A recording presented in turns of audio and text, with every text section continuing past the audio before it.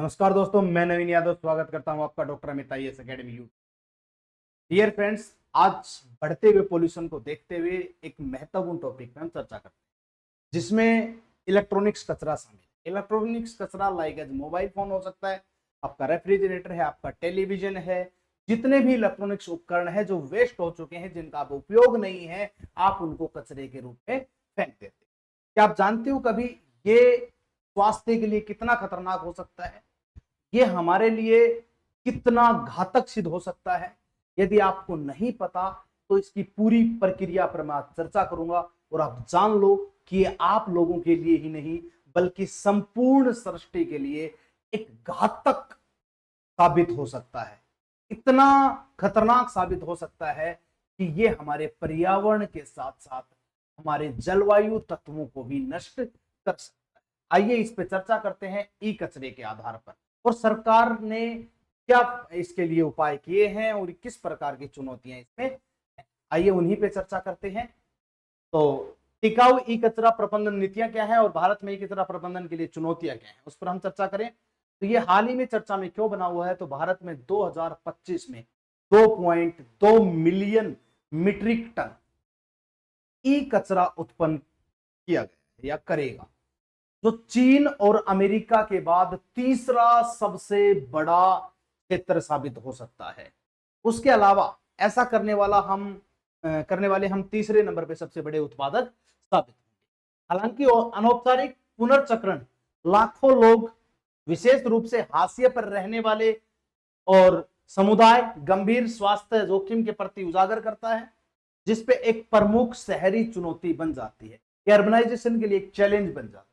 उसके अलावा ई कचरा क्या है, तो मैंने आपको स्टार्टिंग में ही बताया। ई कचरा या इलेक्ट्रॉनिक्स कचरा बेकार या उपयोगिता की समाप्ति पर पहुंच चुके आपके इलेक्ट्रॉनिक्स उपकरण like television, refrigerator, computer, mobile phone, printer, air conditioners जैसी वस्तुएं इसमें शामिल हो सकती हैं। इन उत्पादों में अक्सर सीसा, पारा, कैडमियम और क्रोमियम जैसे विषैले पदार्थ शामिल होते हैं। ये बहुत जहरीले पदार्थ होते हैं। कैडमियम जैसे पदार्थ, पारा जैसे पदार्थ बहुत जहरीले साबित होते हैं। पारा अगर आपके एनवायरमेंट को प्रदूषित करता है, उसमें पोल्यूशन फैलाता है, तो पता है आपके लिए सांस की संबंधी बीमारी हो सकती है, जान जाने का खतरा भी हो सकता है, आपके बोलने की क्षमता और किसी भी प्रकार से आपको शारीरिक नुकसान हो सकता है।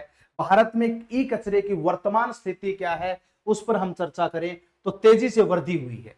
ई कचरा उत्पादन में 2017 से 18 के प्रति अगर मैं बात करूं तो 0.7 मिलियन मीट्रिक टन से 150% की वृद्धि। 150% अपने आप में इनफ नंबर हो जाता है कि वृद्धि दर्ज की गई है। वर्तमान दरों की अगर मैं बात करता हूं तो भारत में 2030 तक यह मात्रा लगभग दुगनी होने की संभावना है। 2030 तक डबल हो जाएगी आने वाली 5 सालों में।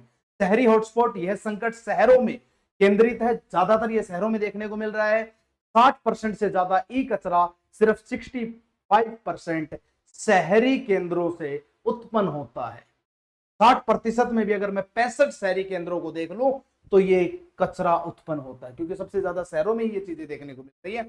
प्रमुख हॉटस्पॉट में नाम आता है सबसे पहले दिल्ली, भारत की राजधानी है दिल्ली, उसका सिलमपुर, मुस्तफाबाद, उत्तर प्रदेश के मुरादाबाद और महाराष्ट्र के भिवंडी इसमें शामिल है। 2030 तक डबल होने की संभावना जताई जा रही है।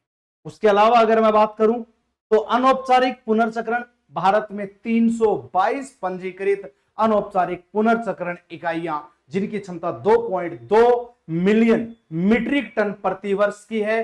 फिर भी आधे से ज्यादा अधिक ई कचरा 2023-24 में आधिकारिक तौर पर अगर मैं बात करूं संबंधित या संसाधित 43% अनौपचारिक रूप से संसाधित किया गया और उसका पुनर्चक्रण नहीं किया जाता। 43% ऐसा है जिसका पुनर्चक्रण नहीं हो पाता, रिसाइकल नहीं हो पाती, जिससे भारी नुकसान झेलना पड़ सकता है। उसके अलावा अगर मैं बात करता हूं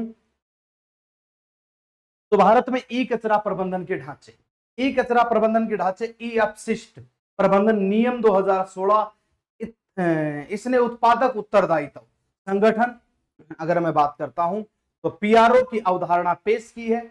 ई अपशिष्ट प्रबंधन की अगर मैं बात करूं तो नियम 2022 विस्तारित उत्पादक उत्तरदायित्व के तहत उत्पादकों को पंजीकृत करना होगा। साथ ही ईपीआर प्रमाण पत्र पुनर्चक्रित अगर मैं बात करता हूं तो उत्पादों के लिए जवाबदेही सुनिश्चित करेंगे। सार्वजनिक संस्थाओं को ई कचरे का निपटान पंजीकृत पुनर्चक्रण नवीनकर्ताओं के माध्यम से करना चाहिए, जो संग्रहण और प्रसंस्करण का कार्य संभालते हैं, जो कलेक्ट करने का और प्रसंस्करण का कार्य संभालते हैं, और उनके उन पुनर्चक्रणकर्ताओं को, रिसाइकलर्स को नवीनीकरणकर्ताओं के साथ माध्यम से काम करना चाहिए। उसके अलावा ई अपशिष्ट प्रबंधन दूसरा संशोधन नियम 2023, ई अपशिष्ट प्रबंधन नियम 2022 के नियम 5 के तहत प्रशीतन और एयर कंडीशनर विनिर्माण में रेफ्रिजरेंट के लिए सुरक्षित टिकाऊ प्रबंधन को सुनिश्चित करने के लिए खंड 4 जोड़ा गया है। इनका दोबारा से निर्माण किया जा सकता है, इनका कुछ नहीं बिगड़ता, दोबारा से रिपेयरिंग वगैरह करके न्यू पॉलिसीज के तहत इनको दोबारा से बना करके मार्केट में लॉन्च किया जा सकता है।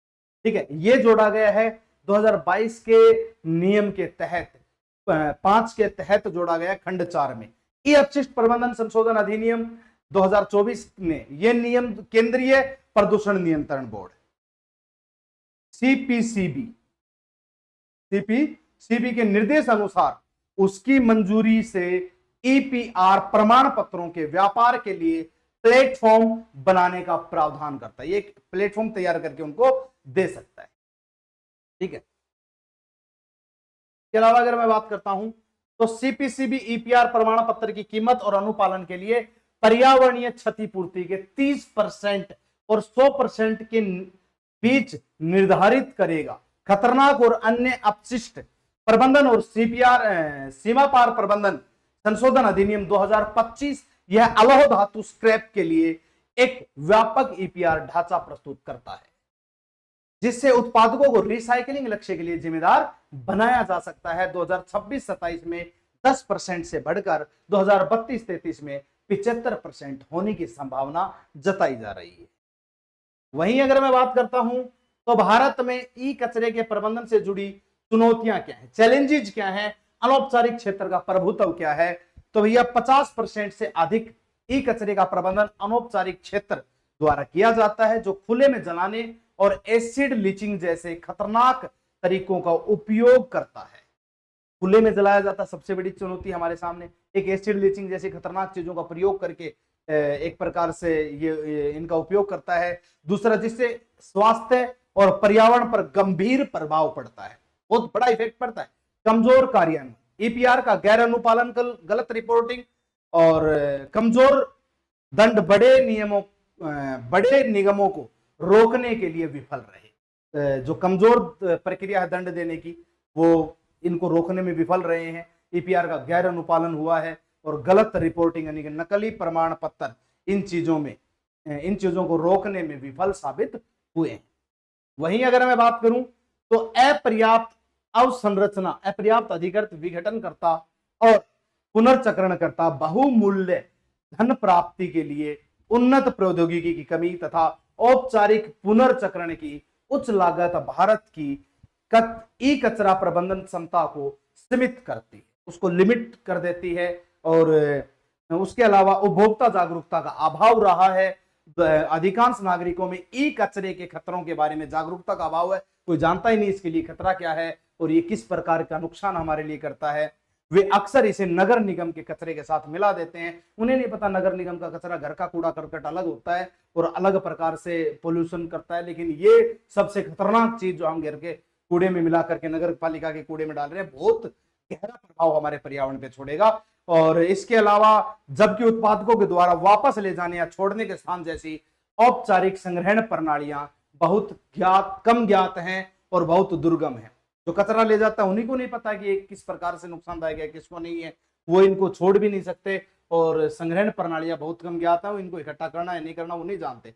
ई कचरे की जटिल प्रकृति क्या है, तो ई कचरे में मूल्यवान धातुएं, सोना, तांबा, जहरीली भारी धातुएं जैसे कि सीसा, पारा और खतरनाक रसायन होते हैं, जबकि चिपके या सोल्डर किए गए भागों के साथ आधुनिक कॉम्पैक्ट डिवाइस डिजाइन सुरक्षित विघटन को सरल और गहन कठिन बना देते हैं। ये बहुत ही जटिल प्रक्रिया हो जाती है। उसके साथ अगर मैं बात करता हूं तो भारत में तेजी के साथ बढ़ते डिजिटल परिवर्तन ने ई कचरा संकट को गहरा कर दिया है।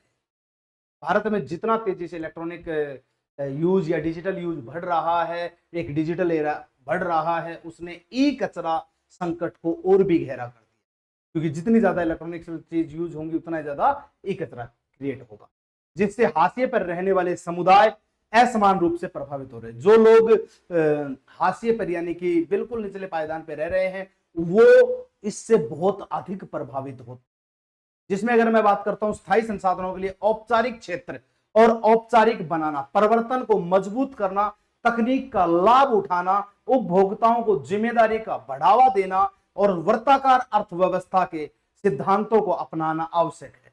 ये चीजें अपना करके ई कचरा को लिमिट किया जा सकता है। जन स्वास्थ्य, पर्यावरणीय अखंडता और दीर्घकालिक आर्थिक लचीलेपन की रक्षा के लिए बहु हितधारकों द्वारा तत्काल कार्रवाई आवश्यक है। जितने भी बहु हितधारक हैं वो अगर तत्काल कार्रवाई करते हैं और जिससे इन चीजों को लिमिट करने के लिए उपाय अपनाए जा सकते हैं तो उससे ई कचरा प्रदूषण का खतरा भी कम हो जाता है। ज्यादा से ज्यादा इन चीजों को रिसाइकल करके, ज्यादा से ज्यादा इन चीजों को पुनर्चक्रित करके इन चीजों के थ्रू फैलने वाले प्रदूषण से में कमी लाई जा सकती है।